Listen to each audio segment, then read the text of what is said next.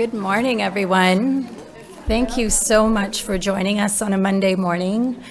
It is my great pleasure to be the one to introduce Jodi Polaha. For those who don't know me, I'm Dr. Nadia Sunderji. I'm the psychiatrist-in-chief here at Waypoint. Tomorrow is actually my one-year anniversary of joining the team, so very excited to be with you. And also to introduce Jodi. Jodi and I co-edit the journal Family Systems and Health, which is a journal of the American Psychological Association. And we're just wrapping up our annual editors retreat and been talking quite a lot about exciting plans to promote the uptake of evidence for integrated care in real-world settings. So this talk is very kind of timely for us. We also had a chance to frolic in the snow. Jodi is from Tennessee and did not have any snow this winter so far, so she's been admiring ours here. Jodi's an associate professor in the Department of Family Medicine at East Tennessee State University. She has a PhD in clinical psychology from Auburn University. She describes herself, and I love this word, as a pracademic, because her work over the past 20 years has spanned clinical training and research in the area of integrated behavioral health in primary care. So very timely given the work that we're doing with our Ontario Health team here. She spent almost a decade in Nebraska developing a network of over a dozen behavioral health services integrated into rural primary care clinics, a legacy that remains there today. And over the past 13 years, she's been developing work in all of these areas at ETSU with a particular focus on interprofessional education across a wide range of health providers' training programs. A few other fun facts about Jodi. She's also an elected official in Washington County in Tennessee. She swam 12.5 miles in a lake not too long ago. And she's learning to play the ukulele. She keeps trying to get me to learn with her. We're going to do like a traveling roadshow. But for now, she's the pro, and I'll hand it over to Jodi.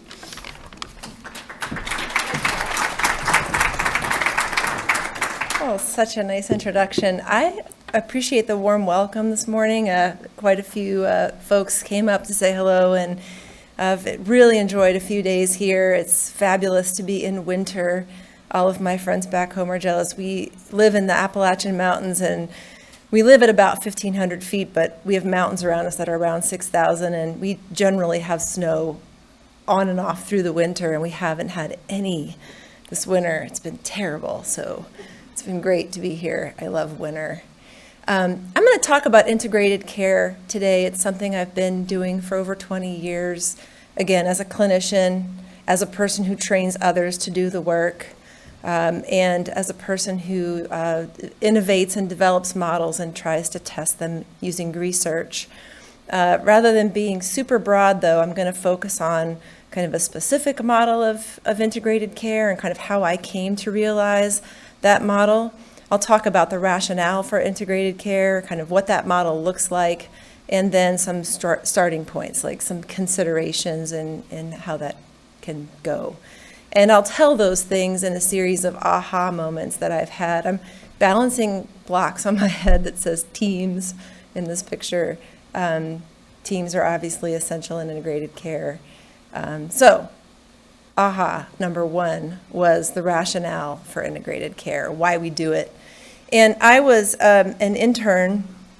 I trained in psychology and did an internship at the University of Nebraska Medical Center in this facility, which is an interprofessional facility that does specialty care for children with developmental disabilities. So inside this building, you have 36 different specialty services, everything from psychologists to pediatricians to nutritionists to occupational therapists, speech therapists, rec therapy, geneticists, the whole gamut of different kinds of providers. And the idea was, with this type of program, there are 50 of these around the country. You bring children in who have these specific kinds of developmental concerns, and you can be seen by multiple providers at one time. And not only is it more convenient, but also you leave with a comprehensive set of recommendations. And I was just telling Dr. Meter at breakfast, really pediatrics has led this idea of interprofessional practice for many decades in specialty care.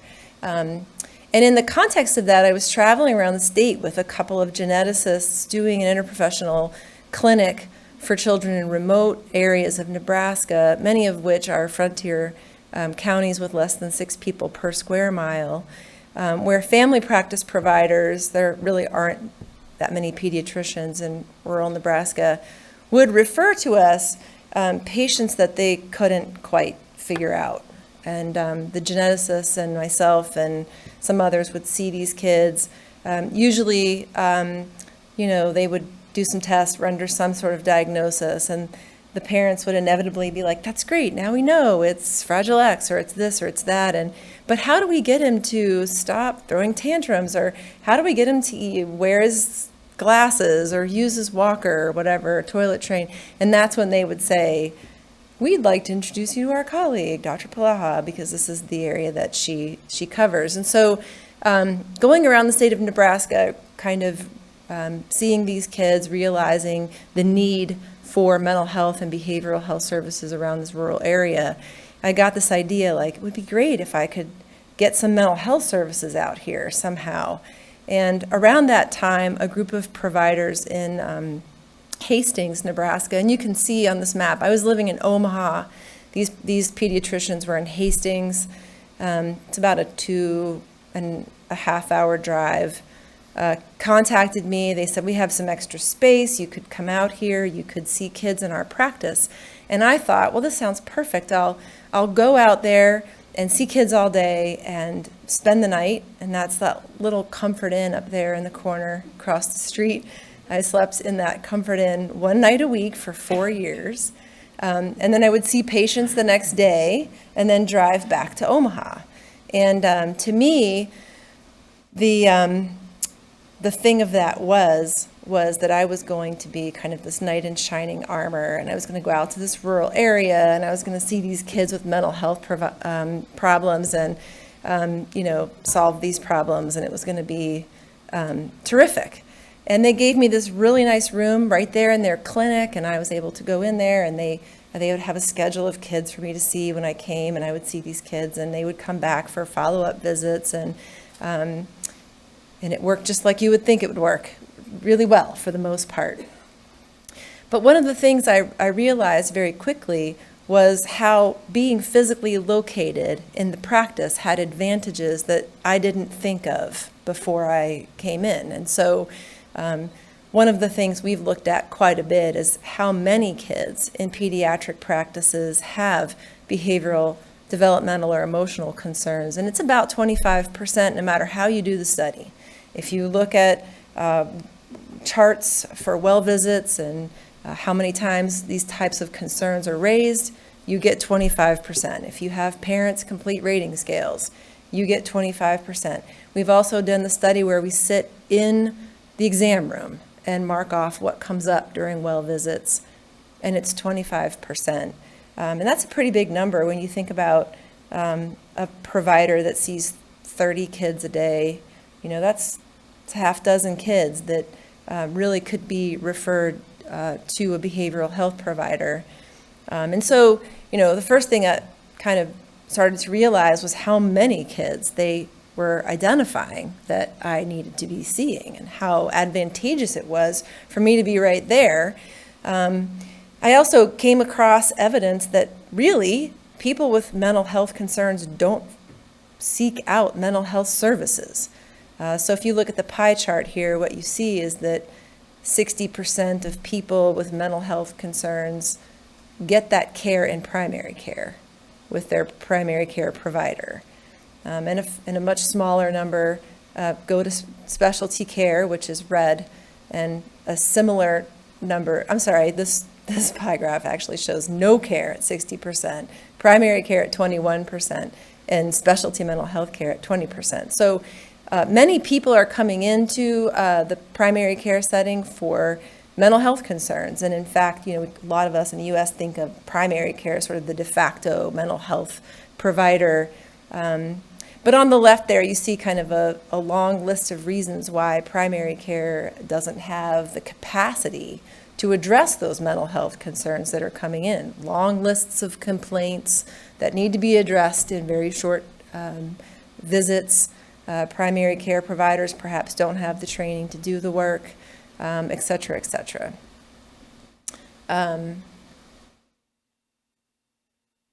We also started to realize as I practiced in that clinic that thinking about problems from a biopsychosocial approach helped us do better primary care. So rather than looking at things strictly through a medical lens or strictly through my lens, kind of combining our approaches and having conversations, really thinking about how to explain, especially concerns in family practice models where I work now. A lot of the concerns that come through the door, back pain, headaches,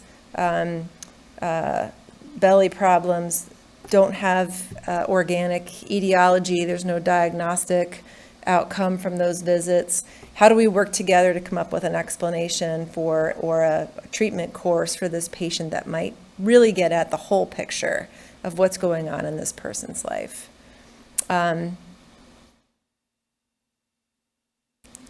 There's something on this slide. Oh, there we go.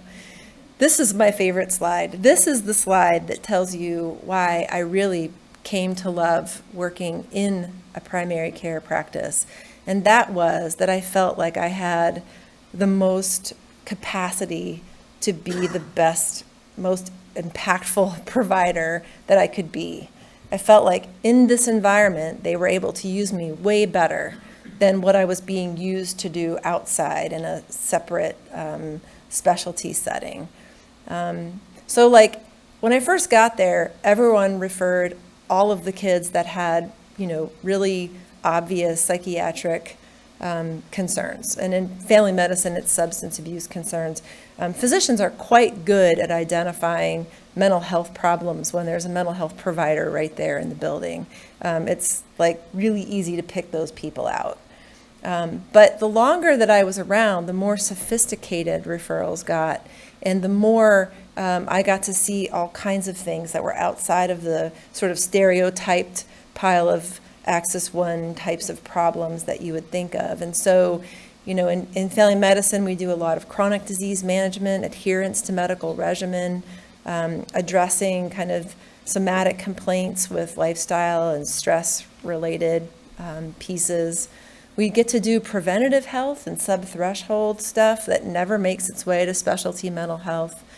And we get to see the lifespan, including very young children or geriatric patients that are unlikely to show up in specialty mental health care. And it was just really a neat experience to be in primary care and see, kind of the light bulb go on of, you know how to get a kid to fall asleep in their own bed. I didn't know you knew how to do that. I thought you just, dealt with depression and anxiety and ADHD.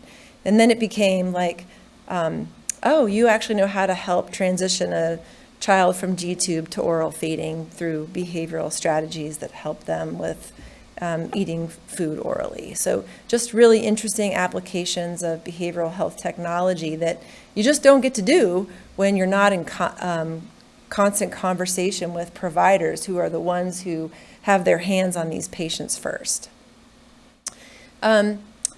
We felt like we were able, over the years, we've kind of sort of thought a lot about sort of the value of this model in terms of how it delivers a return on investment. And this, on the left there, you see the, maybe it's your right. No, it's your left. This list of kind of tangible ways that we think about sort of the return on investment for our services. And there are lots of different ways, and some of them are really advantageous to primary care, like this one, capture patients, where patients really appreciate that value add of coming to one place and being able to see multiple providers as needed. The other one, less turnover, relates to staff. And there's some numbers out there about the several $100,000 that you lose every time you have to replace a physician. But if physicians feel like their job is easier because they have a partner that works effectively with them to kind of offload some of these concerns, then they're more likely to stay in their jobs. So some of those kinds of things make sense. And then these less tangible things. The one that says training is really important. There's good evidence that integrated care improves everyone's understanding of everyone else's knowledge base, right? So we're all constantly training on each other's areas of expertise. I work in a residency training clinic, so obviously I'm overtly training residents all the time, and I feel like our residents get better training having a behavioral health provider there, just handling case by case, than residents who don't have that kind of on-the-spot service. I already mentioned burnout. And then finally, this last bullet comes from a recent pitch I did at my own institution. I think this is probably generalizable. This idea that providing good team-based care is really kind of it's a unique service that really helps you stand apart from other services, and improves the reputation of your services, not just because you want to be famous, but because you want to be patients' clinic of choice, and then they feel pride in that, but also internal pride about what we do. And I think being able to transform your system in a way that is so clearly better for the patient really improves everyone's feelings about the work they do. So that was aha number one, this idea that like, wow, just physically being here is providing something better. And it's better on so many levels for the practice, for the professionals in the practice, for the patients.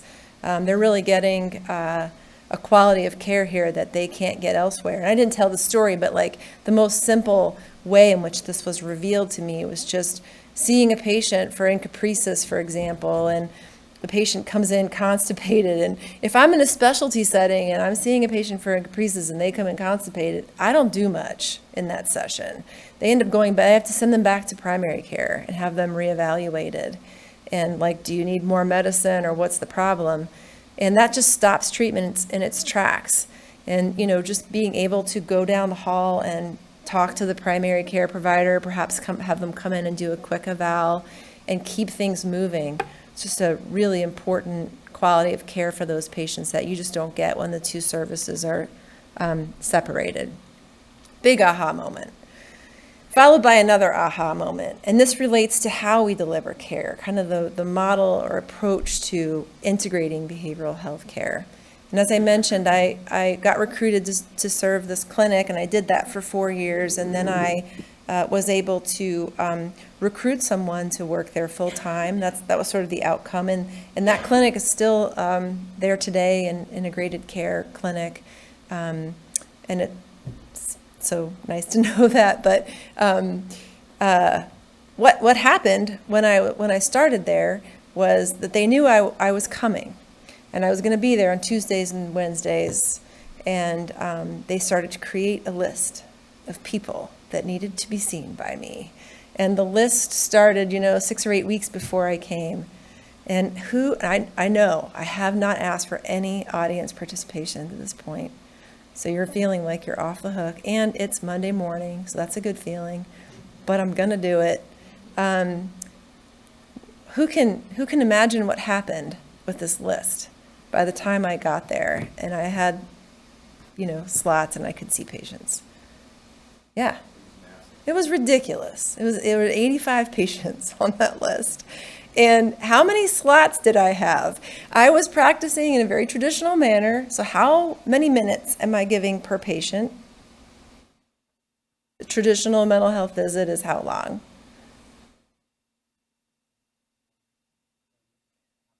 Half an hour is like fast. Most of the really specialty mental health services are a 50-minute hour. So, but I like your thinking. We'll come back to that. So with an hour slot per patient and 2 days of care, I could only see 15 patients.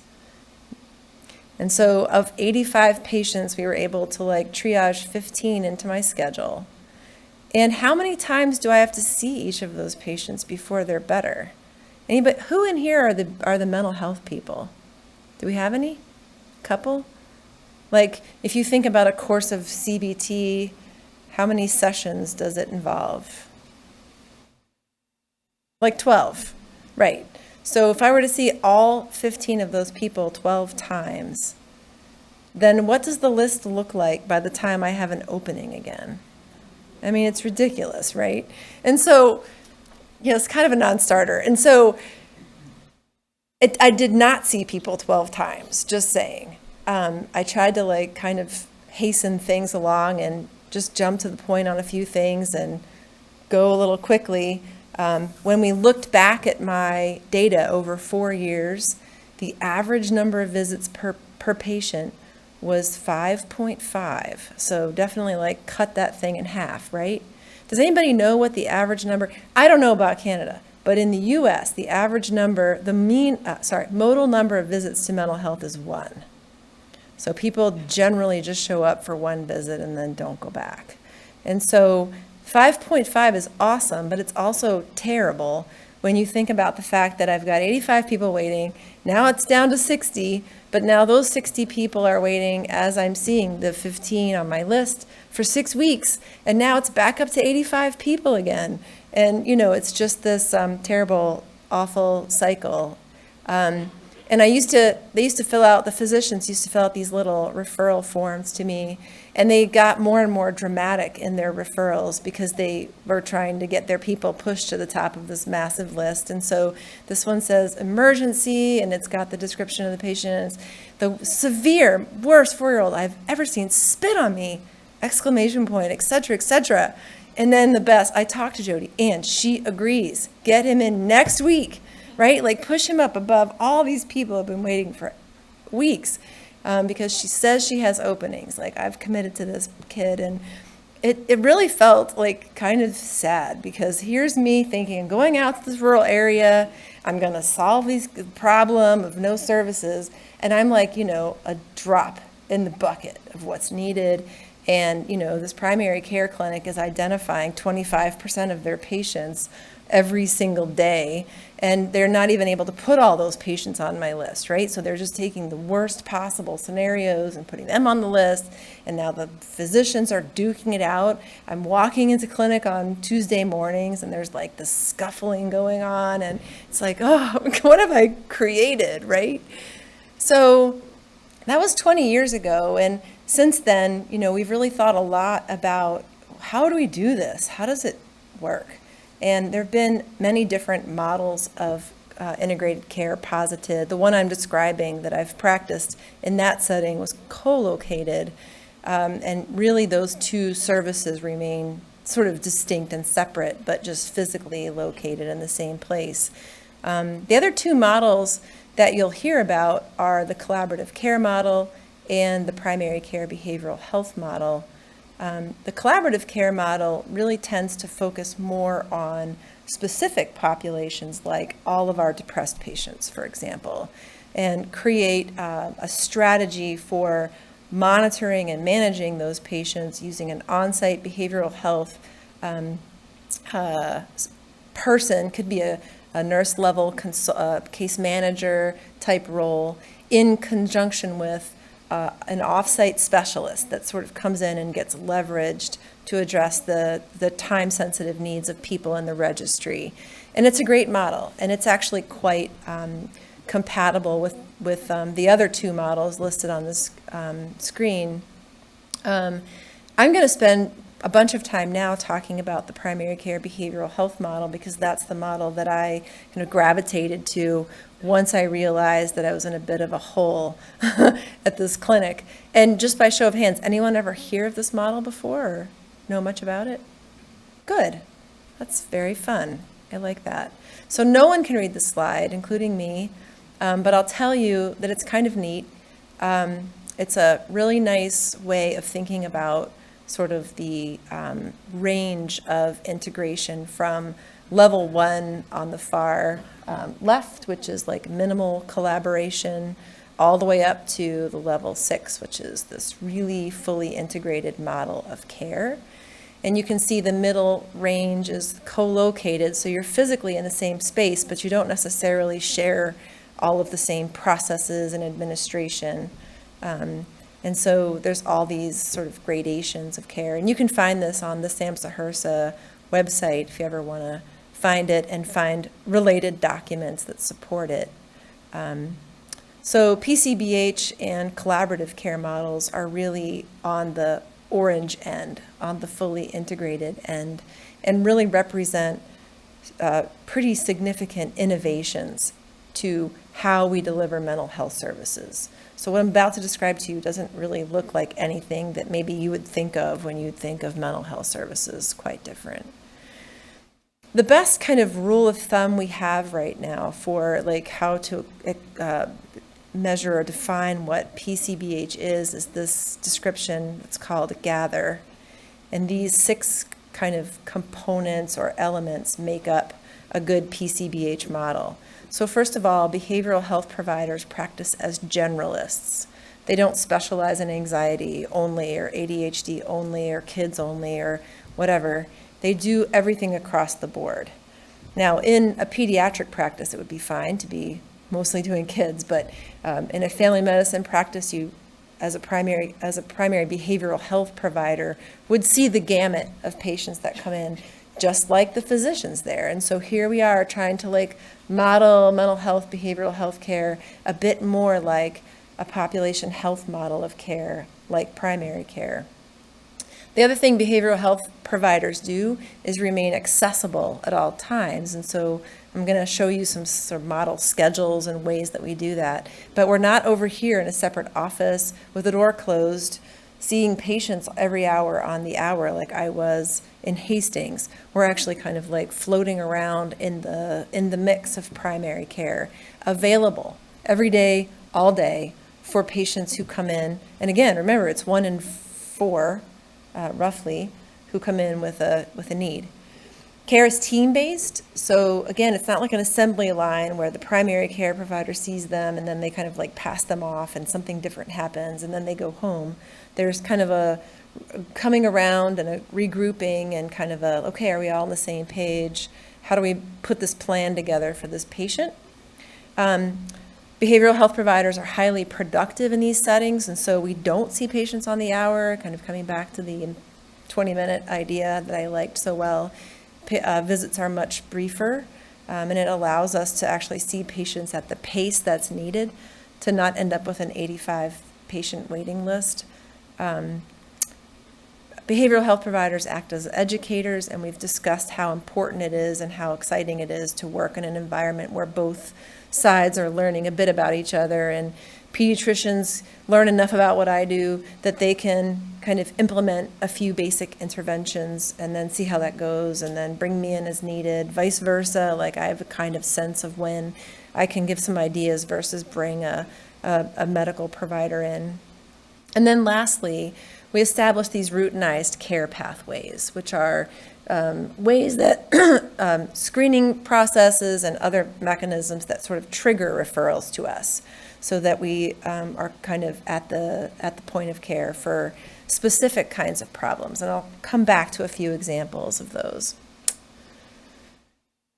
So if you think about this like spectrum of coordinated to co-located to integrated care, and you plot out sort of the primary care behavioral health model, which would be on your far right, that behavioral health consultant does these kinds of things in contrast with a therapist in specialty mental health that does more these kinds of things. So when I'm working as a behavioral health consultant, my primary consumer is the physician.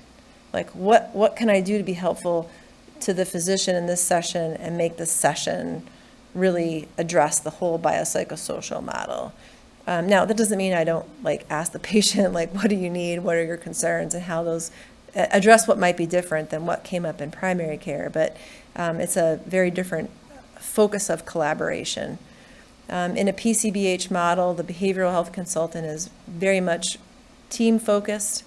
Their availability is not scheduled. It's on demand. The ownership of care tends to stay with the PCP, although many of the clinics that I work in, it really does feel like the team owns the patient. I don't mean literally owns, right? But you get the idea. Owns the responsibility of generating a good case conceptualization and follow through. Highly productive. And I think from my story about kind of being in Hastings and seeing patients once every hour, you can kind of see how that difference plays out. This wide generalist approach, and then also this termination of care issue. Specialty mental health has always kind of done this like course of treatment that supposedly cures the problem, and then we finish with you and we don't see you again. And that has a place, but in primary care psychology, we're doing more what primary care does. Primary care doesn't fix people and say, like, you never have to come back again. You may have something different come up, and we're still here. So we follow you until we feel like you're making progress on your goals and you have a sense of where you're going, and then like you're good. And it's great because we're going to see you again when you come back for a well visit. We're going to see you again the next time you don't feel well, and we're here. We're going to greet you in the waiting room. We're going to see you in the hallway. We're part of your medical care team. So like just logistically, access is really important, and one of the most important parts of the model is positioning the behavioral health provider right in the middle of the action of the medical care facility, so they're not too hard to find. And it's lore, but I like to say it anyway, even though it's not like an evidence-based finding, but like we've always said that like if a physician has to go more than 10 or 15 paces out of their way to find the behavioral health person, then the number of referrals go down. So we're always kind of pacing around. We call it sort of like creeping or stalking, in a friendly way, of course. We have Tiger Text, which is like a in-house sort of HIPAA compliant way of getting in touch with each other. We use that. We put a door card on the room that we're in, and we really encourage a culture of interrupting us. Just like you would interrupt a primary care doctor. A nurse doesn't hesitate to knock on a primary care exam room door if there's labs are ready or something needs to happen with another patient. Same thing for us, even though like it requires a little training to get providers into that because they always think we're doing some really deep intrapsychic thing in the room that can't be interrupted. But we really try to make ourselves available. So we share exam rooms. We like to see patients right out of exam rooms. One of the amazing advantages of that is that it really destigmatizes mental health services. It's so obvious when you say to someone, this is really interesting, I'm concerned about your mood, I'd like you to move down the hall to another room with a big couch in it. I mean, just changes everything right there and then, as opposed to concerned about your mood. I have a colleague that I work with here in our clinic. I use her all the time, frequently throughout the day with patients who come in, and many do with concerns like yours. And this is just part of what we do here. I don't feel like I'm doing my best work unless I can, bring her in and have her just weigh in a bit on what our best path might be. And once she gets to talk to you, the three of us can sit down and kind of think through together as a group, making the patient part of a team, right? How we're going to go forward from here. So I like to work out of whatever exam room the patient is being seen in, because that's the least disruptive for the patient. And again, I feel like it has a lot of potential to decrease stigma and make things go more smoothly. Also, patients associate those exam rooms with a pretty brief, targeted style of intervention. And if you move them down the hall to a room with a couch and a lamp in it, then they start telling you like really long stories because they figure they have an hour, right? Like we're in a different place and now we're going to do something different. Like, no, it's actually the same deal. Like this is behavioral health, but we're going to focus in on a couple of things here that are going on for you and try to be very solution focused. If that doesn't work out, we sometimes use a dedicated exam room. It looks just like other exam rooms. I can still sit on the exam table or a rolling stool, and we feel like we're in primary care, but we're out of the way, right? So you can keep moving your patients through exam rooms. And then, the other way to go is a dedicated office that looks as much like primary care as possible. So how does this work? This brief thing. I'm just going to skip to this schedule. This is like a half-day schedule for me.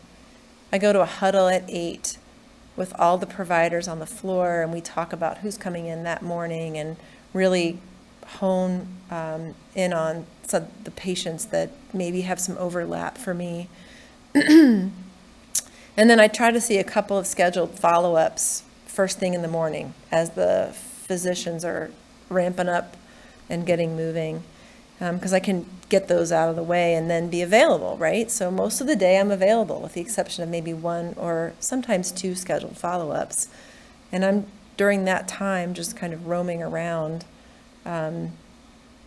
being very present. I'm lucky to be in a residency training clinic because we do a lot of precepting in a common sort of big bullpen type room. And so I can sit in there and listen in on what's coming through the door, and just kind of every once in a while when I feel like something is coming up that I should be helping with.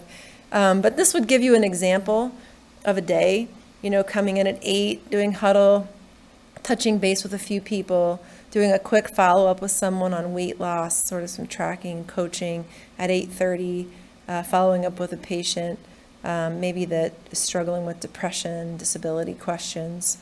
At 9, getting a handoff from a PCP about someone who is homeless and has a range of questions about resources and mental health diagnoses.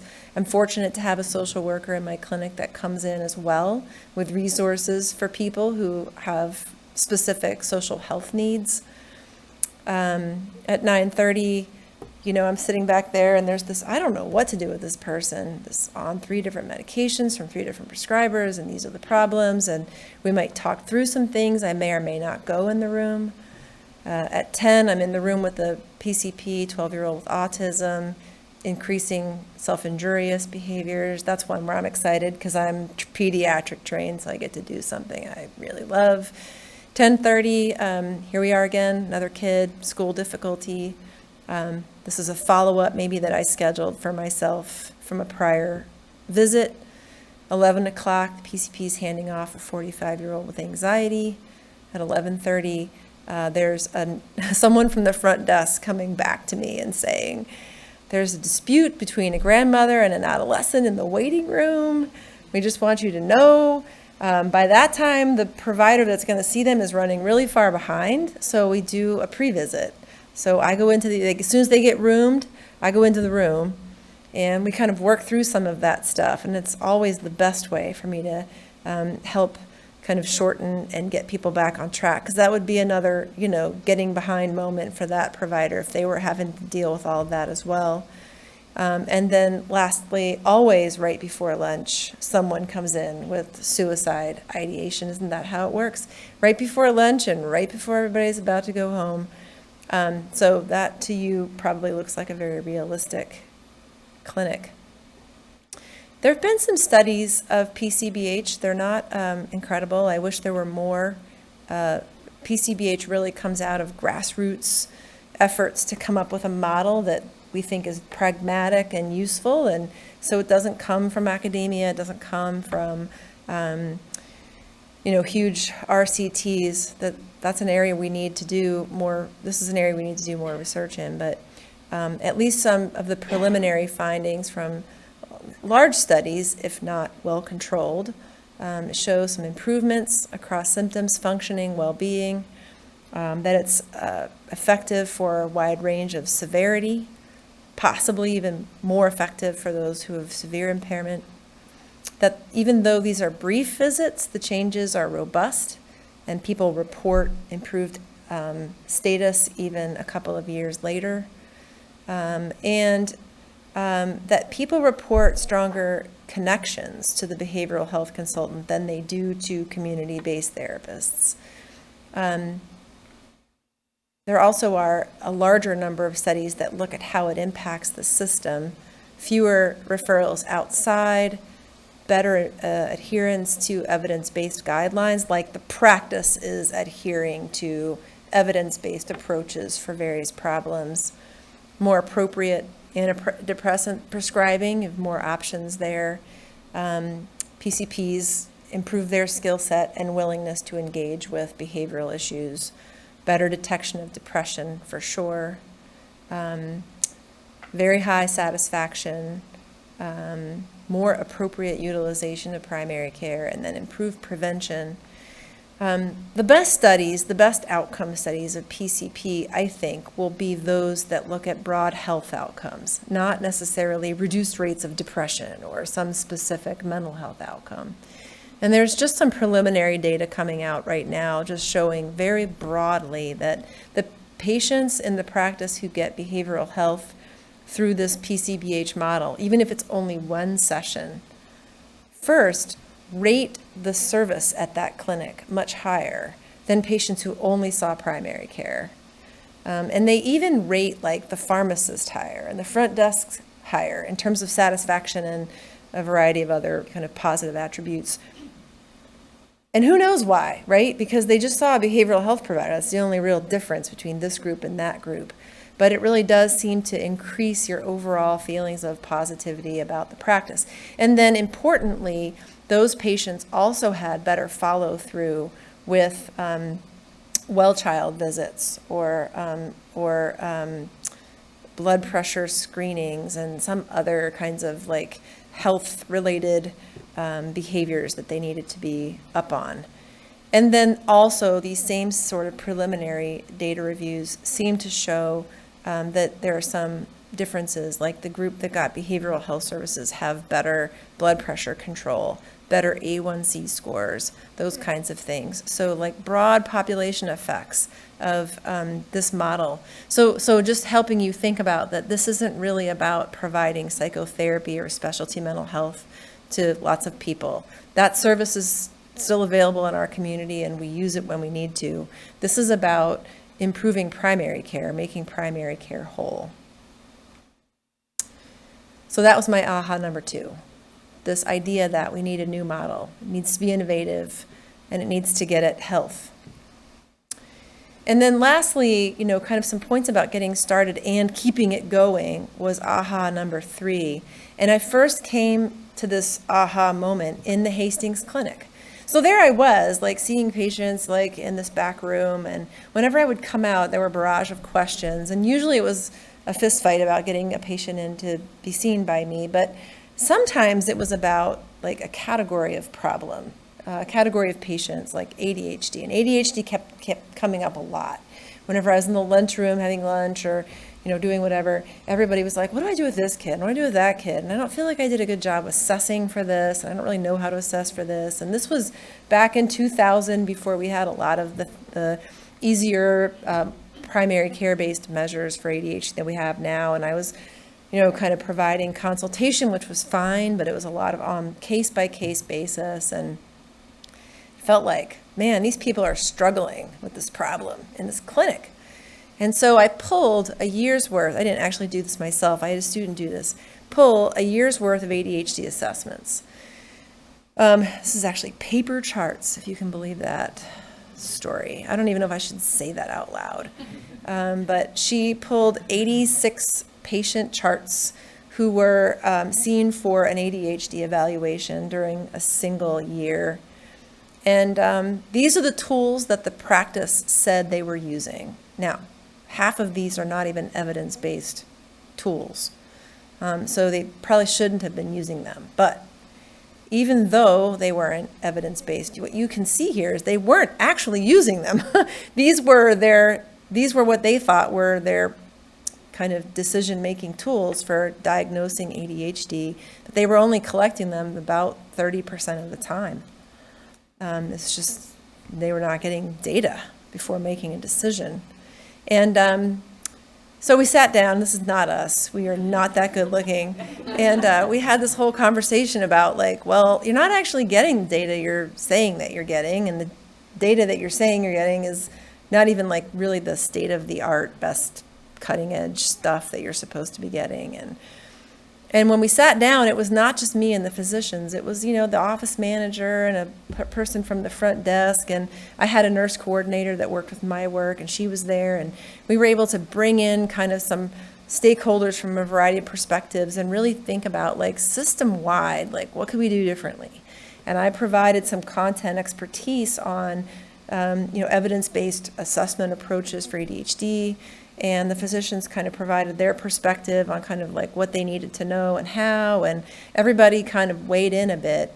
And we were able to develop a process for care that made a lot more sense to them and was much more consistent with what the literature would want you to do. So these are the measures we recommended that they use, and I won't get into the details of what these measures are.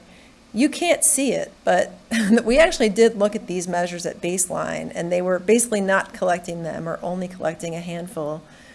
The light blue bar is the percentage of ADHD evaluations which had that measure during the year after we initiated this process. And the coolest part is the green bar, which was 3 years later. They were still collecting all of these measures for almost 100% of the patients that came in for ADHD. So we were able to innovate a system of care for a group of patients, about 100 kids a year in this practice, that really just made everybody feel better about what we were doing and felt like it fit with what the literature was recommending.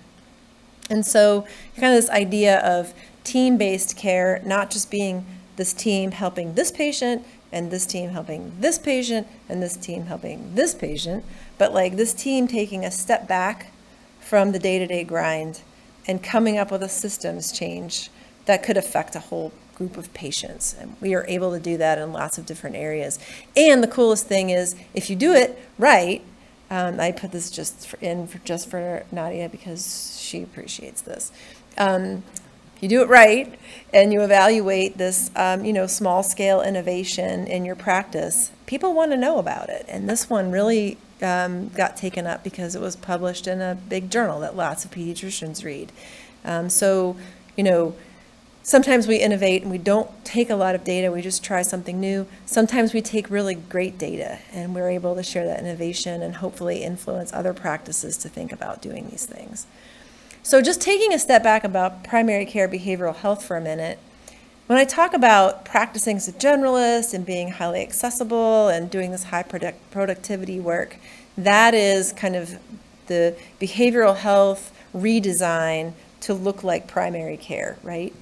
But as I'm talking about these kind of system changes where we come up with routinized care pathways, we call it stepped care sometimes, that's really a vertical kind of intervention that goes deep in terms of a protocol for a given type of patient. And it creates like efficiencies where everybody's working at the top of their license and if then, and a lot of good little rules about how to move people through the kind of care they need.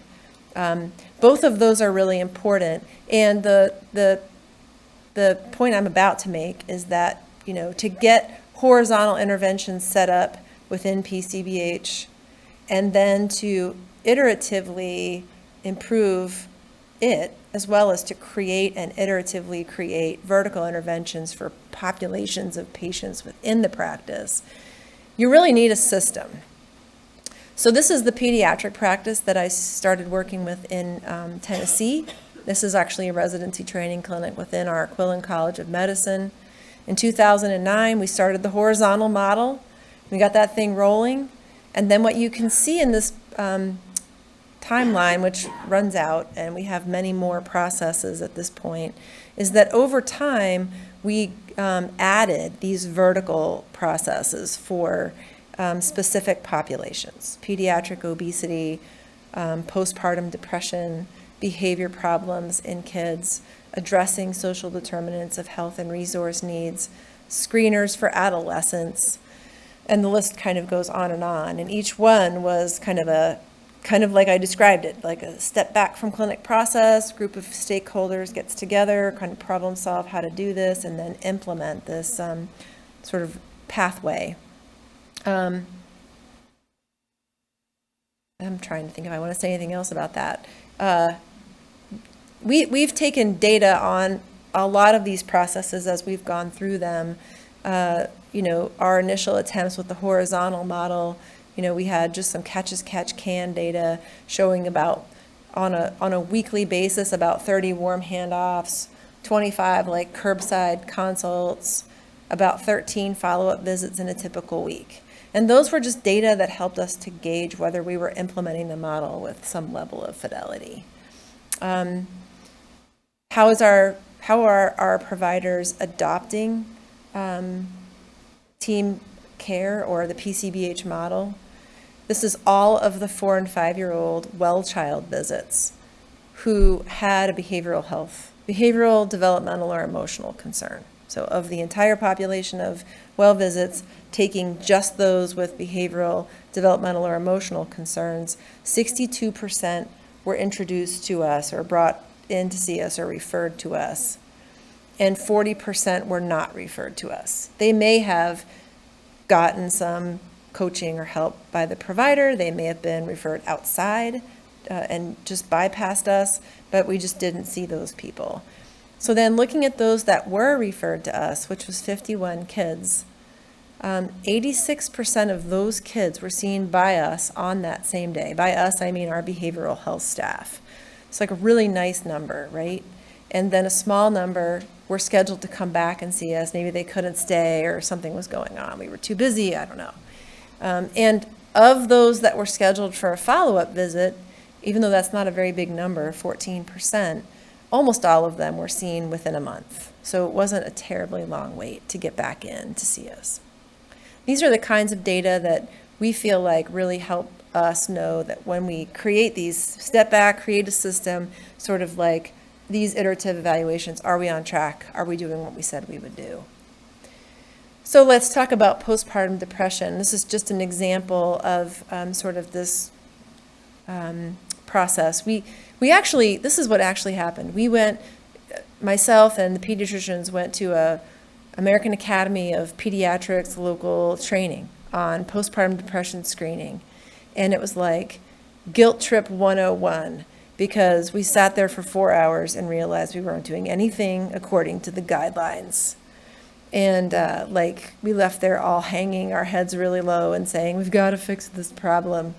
But of course, what happens on Monday morning when you get back to work?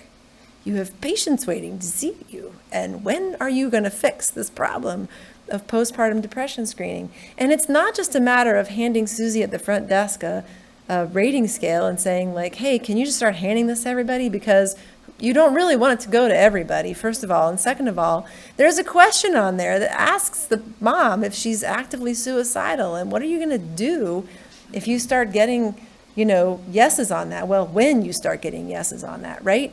And furthermore, we're a pediatric practice. And now we're screening adults. And what are we going to do with these adults? We can't see adults. That's like outside of our scope of practice, and it's super complicated, right?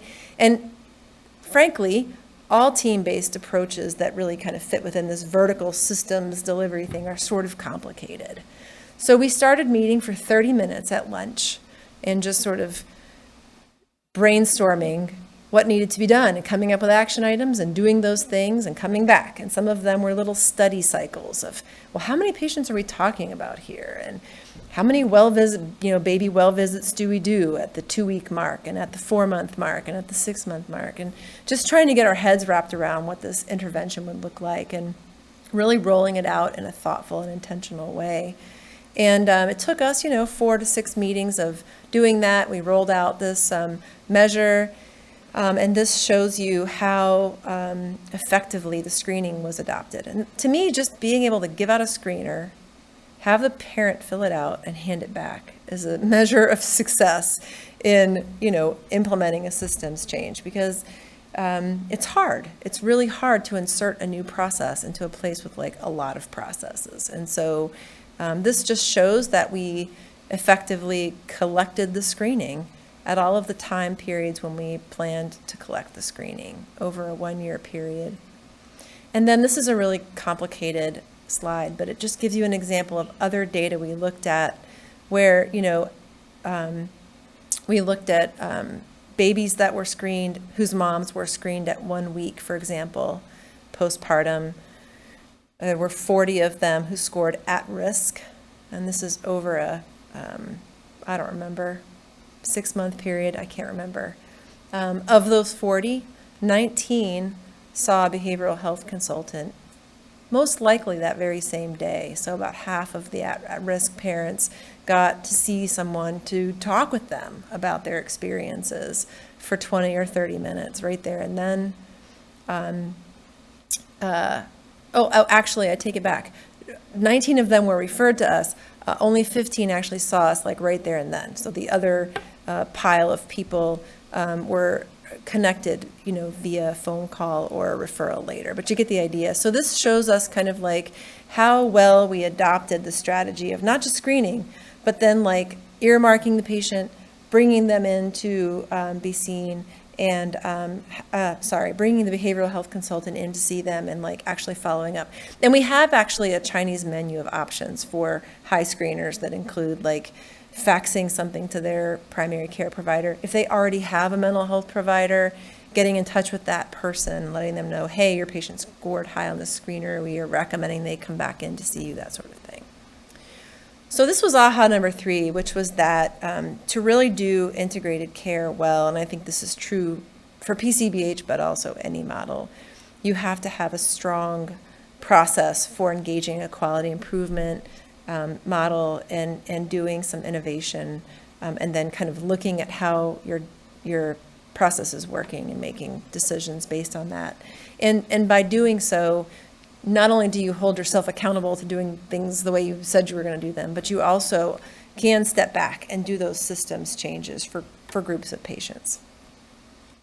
So I have a few concluding thoughts here, which, really are quite simple. Primary care really is challenged to be the de facto behavioral health provider, but an integrated model can really do a good job of fixing that to some extent, maybe even more so, although it's an empirical question that hasn't been answered, if it can mirror the goals of primary care, kind of like PCBH does. It's a consultative model that's designed for primary care with the goals of improving health overall and PCP effectiveness. And then finally, this idea that if you have a culture that supports experimentation with strong quality improvement initiatives, you can really innovate integrated care. This is my hometown. That's actually ETSU, and this is my contact information. I have about 10 minutes, and I would love to hear questions. Yeah. Hi, Susan Lillo-Frank, and I'm the mental health. She's going to make you talk into a microphone. Thank you. Hi, Susan Lillo-Frank, and I'm the Mental Health and Addiction System Coordinator. So thanks very much for a very interesting presentation. And Waypoint, along with several other partners and on our Ontario Health team, are just starting, have started some work around an integrated care pathway for children and youth with depression in primary care. So I was very heartened to see some of the evaluation data that you showed, because I think it will help us pay attention to what we can evaluate as we implement that. My question is, where do you see the role in terms of self-management strategies in integrated primary care? So that's a piece of the work that we're doing, thinking about what videos, what self-help books, how can we help build up the care pathway so that folks can take more action on their well-being themselves? That's a great question. There's this paper I love by Alan Kasdan where he talks about how important it is for us to have many pathways for mental health access that include everything from self-help to specialty mental health, right? And all the different doors in between. Dr. Meter and I were talking about school-based. I mean, there's just all these options, right? So it's really important for us to really stay open to all the possibilities. And then what you're talking about is what can we deliver in that 20 to 30 minute period of time with patients.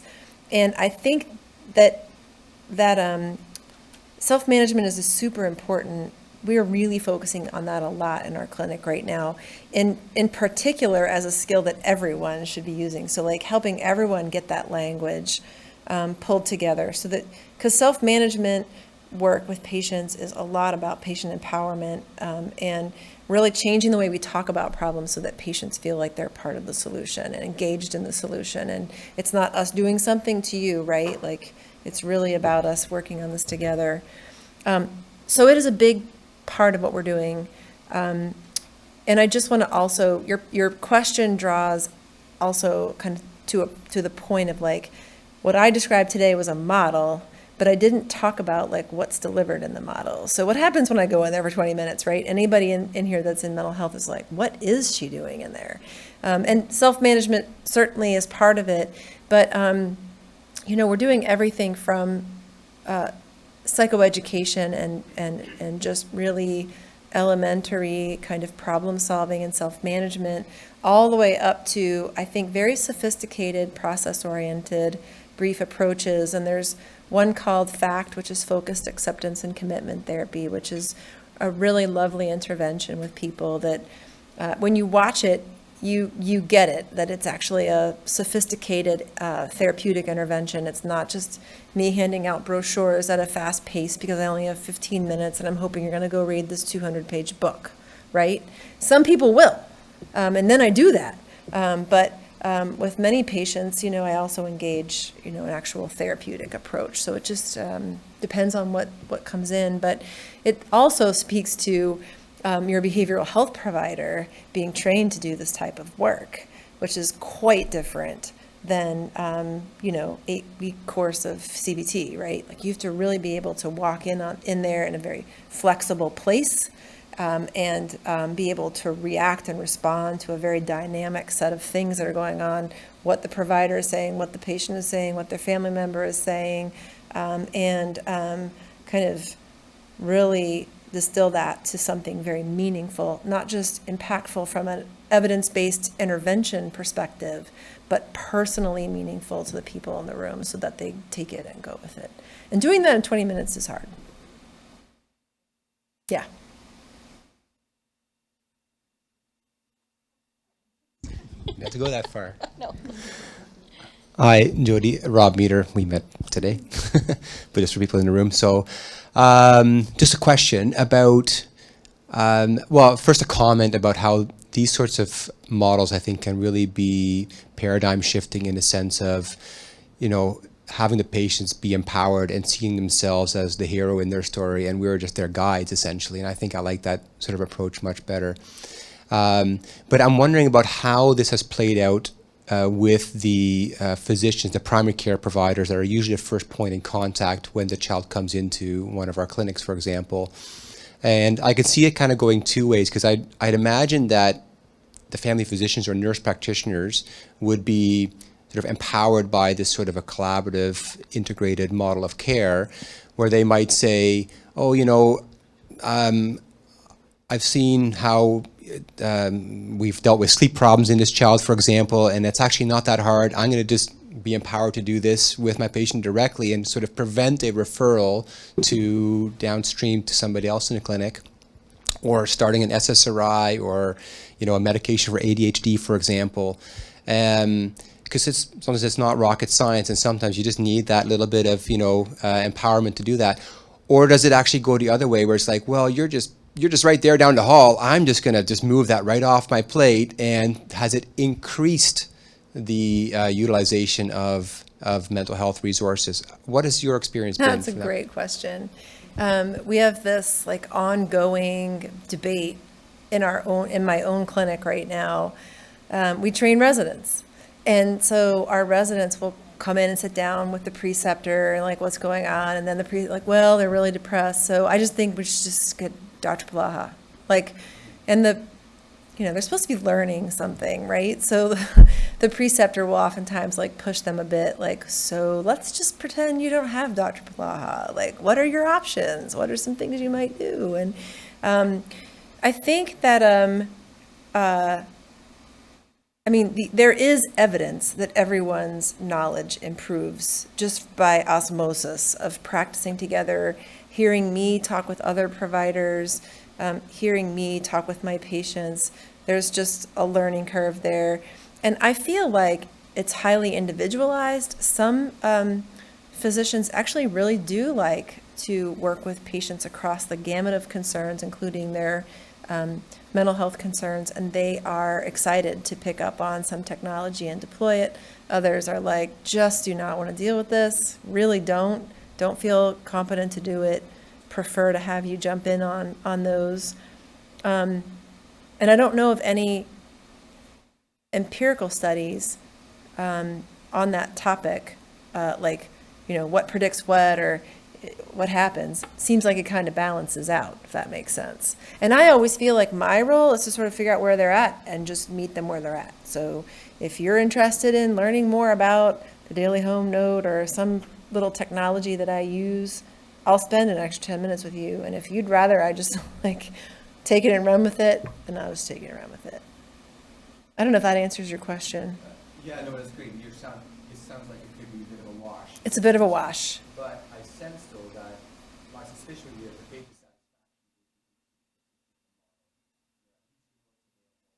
Yes. outcomes would not be better. Right. I think I can probably take Good one more. morning. Yeah. Thank you so much for your presentation. I'm Lorraine Smith from Waypoint. Like others involved with the development of our Ontario Health Team, and one of the challenges we've been given is to really exploit the use of technology and virtual visits. And we're really thinking about how do we maximize use of technology amongst specialist resources. We've got geographic barriers in some cases. And just wondering if you have any advice, experience with respect to virtual visits, digital technology that we might wish to consider. I have a lot of experience, actually.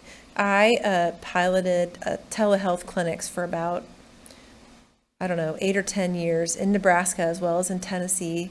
And the best story I can tell is in Tennessee, we would go out to these primary care clinics in remote parts of Tennessee and have like lunch, and the providers would be like, yes, oh my gosh, this is great. We can't wait. We've already got 6 patients in mind. Like, when do we start? Where's the equipment? We're going to video in. We're going to see your patients. It's going to be great. And like nothing. Like this barrier of telling a patient, like, I'm going to have you come in and talk to the television. And then this barrier of like, where's the television again? And how do I turn it on? And how do I dial this person in? And when are they available? And how do I schedule it? And da-da-da-da. Like, it just was not okay. No matter how easy we made it free of charge. We didn't have like but one face sheet people had to fill out because we were on a grant, so we could do all this crazy things to reduce barriers, and like still nothing. And so we had this one clinic that was like a 45-minute drive, and I had this student one year, and I had the latitude to do this, where she spent a day there and a day by video. So now, like, she could actually physically interact with providers. They knew who she was. They knew who they were referring to when they sent somebody to her by video. She made sure the video equipment was like, the dust was not on it, right? Like, it was available. Like, all of these things that we thought were getting in the way. And honestly, it was still really, really hard to keep the video service full and keep patients coming. These weird rumors would circulate about like what it cost, or just crazy stuff. I can't remember all the details now, except that I remember I just constantly felt like we had to do a lot of PR to keep that service full. She ended up scheduling a lot of follow-ups on the video, and that seemed to be okay. But patients didn't seem to. Now, again, these are rural patients that were older. I think there's always these discussions about maybe younger generations and who knows, and more accessible, but we really had a lot of challenges. Now, I've heard of other services that have been very successful. I haven't gotten into the weeds of like sort of what's the key to that. I almost think now, because this is going back a number of years where the equipment was quite clunky and on a cart and all this stuff. Like now, if you could have an iPad in every exam room and just click a button and bring a person into the room, you probably have better luck. So just think about barriers is the bottom line. Brainstorm those. I think I need to get a shuttle. This is really fun. Thank you. Well, I love it that there's a picture of Tennessee there, because as Dr. Polaha is talking, I'm thinking this is Ontario. You're talking about big changes to the system, integrated models of care, making sure we have processes for quality improvement, performance measurement, all of the things that we are having lots of conversation about. So We thank you so much for coming and sharing your journey with us, and there's lots that we can take away and learn, and so I appreciate it very much. And a small token of our thanks, and please join me in thanking Dr. Polaha.